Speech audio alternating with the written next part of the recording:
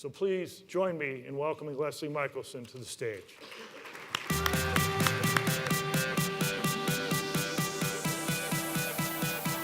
Thank you so much. Thank you.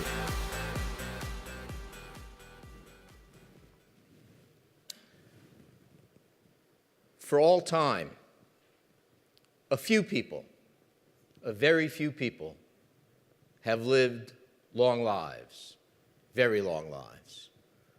Bible students tell us Eve lived to be 940. Looks pretty good, don't you think?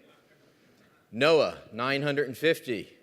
Methuselah is beginning to show his age at about 969. Abraham, 175.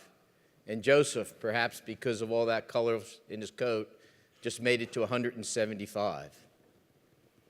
Chinese legend has it that one of their leaders, 3,000 years ago, lived for 800 years. In Polish history, they talk about one of their kings living to be 120. I don't know about all that, but I do know this. There's an organization called the Gerontology Research Group in Los Angeles that documents very meticulously and verifies the ages of the oldest people in the world. They've now documented about 1,500 people who they call supercentenarians, people who lived over 110 years.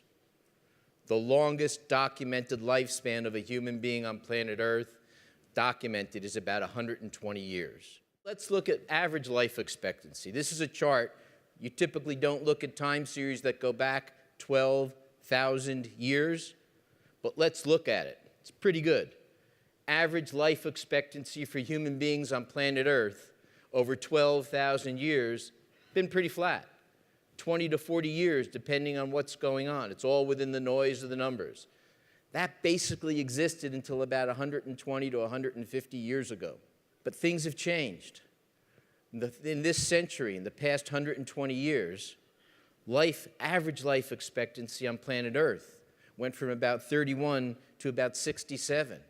Life expectancy in the United States of America, the turn of the century, the 19th century, 114 years ago, was about 47. It's gone up 60% to about 80 years old right now.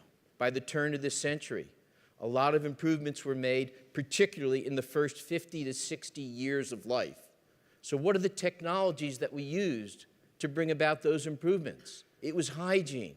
We didn't know that you needed to wash hands because your hands contained dirt. It was anesthesia so you could do surgery. It was better childbirth and surgical techniques, vaccines and antibiotics to defeat infective disorders, clean water, better and more abundant food so that people are not malnourished, better education so people can think through how to do things, better contraception so women can get control of their lives and their destinies and control how their family proceeds, safer workplaces, and even though the tort lawyers disagree, the world has become a much safer environment.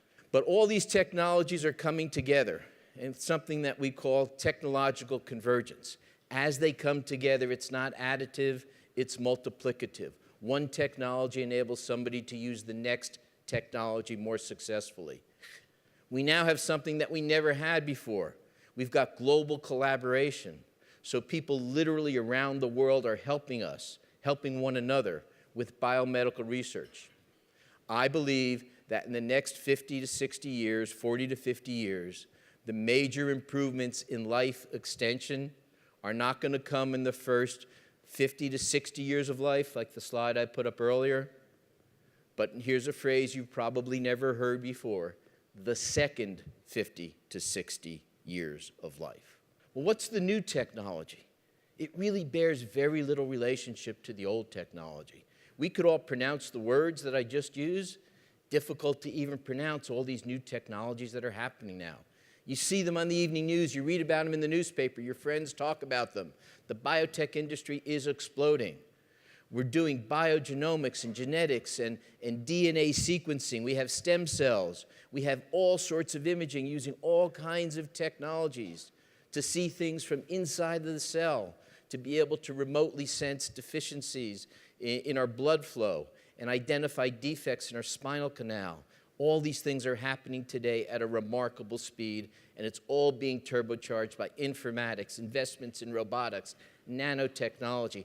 I could literally spend the entire day articulating all of the new technologies that are now maturing. But one of the things that we've been working on since 1953, the early 50s, when Watson and Crick discovered DNA, was figuring out how to sequence the human genome. The National Institutes of Health made a commitment in about 1990 with a $3 billion commitment to sequence the human genome. It took 10 years. It cost $3 billion to sequence one human genome. Transformational technology. By the year 2000, the human genome, the first draft, was reported publicly. I think it's an interesting irony that that's the way the century started, right? With the reading of the human genome, because that capability is going to define everything that happens that's important this century. By the year 2001, it was about $100 million to sequence the human genome. And in the past 6 months, there's been a major breakthrough. There's a company by the name of Illumina that has introduced into the marketplace a $1.5 million machine that enables you to sequence the human genome for $1,000. I don't think that there's a technology that will have as profound a consequence for the well-being of the human race as the capacity to read the language of life for less than a ticket from LA to New York. Doctors every place are excited. Researchers are excited. We're using that technology now to identify rare diseases, single gene diseases. You've heard of some of these diseases: Huntington's, cystic fibrosis. If you have a particular gene, you have that disease. There are about 2,000 that have been identified. We're using this technology to prevent them and to treat them. None of us gets out of this alive. Hopefully, all of us stay in it for a very long time. But let's look at it. I'm a quantitative guy. What are the things that are likely to get us? It's 2 things. It's heart disease and cancer. It's cancer and heart disease. Collectively, they represent about 50% of all deaths in the United States. So let's focus on what we can do on both of those. The entire paradigm on cancer has changed profoundly. Up until about 10 or 15 years ago, cancers were all characterized by where was the organ that the cancer presented in. Was it the breast? Was it the lung? Was it skin? Was it the colon? The treatments we're all too familiar with, sadly. Surgery, disfiguring, difficult surgery, X-ray radiation, and chemotherapy, with people losing their hair and becoming very sick as a result. That's cancer up until about a decade ago. The whole paradigm for thinking about cancer has changed. We now look at the cell surface markers. We can see the particular things that that cell is doing that result in it growing out of control. And we're looking at the particular genetic mutations, because cancer is a disease of a genetic mutation that we can treat. And now we have fundamental different treatment technologies. The armamentarium leaves the prior technology in the dust. We can use robotic surgery. We get much better outcomes. The recovery is much better. Stereotactic radiation, it's a mouthful. But what it enables you to do is it'll deliver a lot more radiation with much greater precision, so you can destroy more of the cancer cells and have fewer side effects. We have immunotherapy I'm going to talk about in a minute, where we can harness the immune system to defeat the cancer cells, and we're using monoclonal antibodies in a variety of different ways. Let's talk about cardiovascular disease, because it illuminates another dimension of this, and it's the other big killer. Here's the story. In order to understand the story, you need to know one thing about biology. Everybody's familiar with cholesterol, right? Everybody know what your cholesterol is? If you don't, you really should, because if you have an elevated LDL, low-density lipoprotein, that's the lousy cholesterol, that puts you at a very significant risk for cardiovascular disease, and it's highly treatable. So if you have an elevated LDL, you should treat it and you should move it down, because for every percentage reduction in LDL, you get a comparable percentage reduction in cardiovascular risk. So this story starts about 14 years ago in France. On May 5th in 2000, a group of French researchers identified 3 generations of a family that had exceptionally high LDLs. Normal LDL is 80, 100, 120, 140. Every member of this family had LDLs of 400 to 500. Very, very high levels. And they found a particular gene that had a particular mutation that was causing that very elevated cardiovascular risk. That's where the story starts. Look at the global collaboration. The next step of the story is in Dallas, Texas. A group of researchers said, you've identified the gene, you found a mutation that elevates the risk, so we know where the control point is. Maybe we can find a mutation that reduces the risk. They went into a large database, they used sophisticated technology, and they found a number of people who had a particular mutation on one of the two pairs of their chromosome that resulted in a mild reduction in LDL. So they said, maybe we can find a married couple where both have that particular mutation that reduces LDL and reduces risk. They found in their database one couple. They paused for a moment, as we all do in those circumstances, and said, dear God, let's hope they have a child. And if we have a child, we're going to see what this can do. It turned out that they had a child. The child was 32 years old. She had both copies of this protective mutation or allele in that particular gene. So what they demonstrated is if you have both of those favorable mutations in both of your genes, you can dramatically reduce LDL. The story then goes to Zimbabwe, where they found a woman in a maternity clinic who had an incredibly low LDL. They did a sequence on her DNA, and they found the same thing, so they knew they were onto something.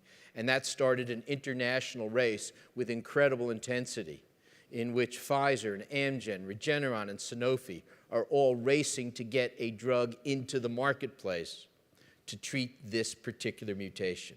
Here are the early results. Statins, we're all familiar with statins. They can reduce LDL to about a level of 70 or 80. These new drugs, they're called PCSK9 drugs. They reduce LDL by another 50%. Taking it up to the sky, we've got a brilliant entrepreneur in Los Angeles, Patrick Soon-Shiong. He's regarded as the wealthiest person in my hometown of LA. He's a brilliant physician. He's a visionary. He has a vision of taking all these technologies and integrating them so that all the information that's coming out and is becoming available about you and you and you and you can be combined to help everybody. Here's the visual on it. There's so many different sources of information that we can collect on individuals today. The challenge is, how are you going to integrate it? So he's creating technology to put it up in the cloud and make it available. I just want to go through, and then I'm going to pause, of a couple of different things that we're working on now that are in the market today. You can get an electrocardiogram on your cell phone. For $200, you can buy that this afternoon and get it delivered next week. It's about the size of the battery pack, the extra battery pack you put on a cell phone. You put both hands on it, you get a 2-lead EKG. There's another auxiliary thing if you need a 12-lead EKG where you could put them on. So just imagine for a second you're somebody that has cardiovascular risk, okay? And you're starting to feel a flutter. You take out your cell phone, you put your hands on it, and you can have an app that will communicate directly to your physician to send your EKG to your physician wherever you are. It's only a matter of time until that app has your historical EKGs loaded in it, detects a difference, assesses the significance, summons an ambulance because it knows where you are, downloads your records to the EMT in the ambulance, and gives that ambulance using Waze, do you use Waze? The fastest route to get back to the hospital. When you have a heart attack, there's the golden 60 minutes before the heart tissue begins to die. We've just saved you half of that. Imagine the consequence, and it's just technology. There's apps being developed, the genome for the iPhone. So once you know what your DNA is, you're going to be able to go on your iPhone and find out what your risks are. There are people that are developing smart diapers for infants and for the elderly so that you can detect information about that to find out if you have a urinary tract infection, if you're dehydrated, if you have kidney disease. All right? GE has manufactured now a pocket-sized ultrasound that would fit literally into your pocket for $8,000 that can give you the imaging that heretofore was only available on these large and very expensive consoles.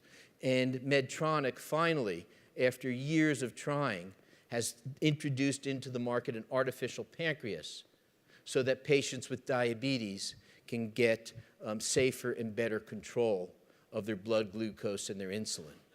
This is what's happening in the world. I started working on a book 18 months ago that's going to be published in January that can teach everybody how to navigate through this increasingly impenetrable system to get the very best care. But most emphatically, most poignantly, most significantly, and most joyously, there are going to be a lot more people living a lot longer and a lot healthier lives. So as I conclude, my hope and prayer for each and every one of you, for all of your clients and everybody who's important to you, is that you get one of these birthday cakes. I intend to get one, and my hope and prayer finally for everybody is that this very last one is yours. May you have lots of candles on your birthday cake. Thank you. Thank you so much.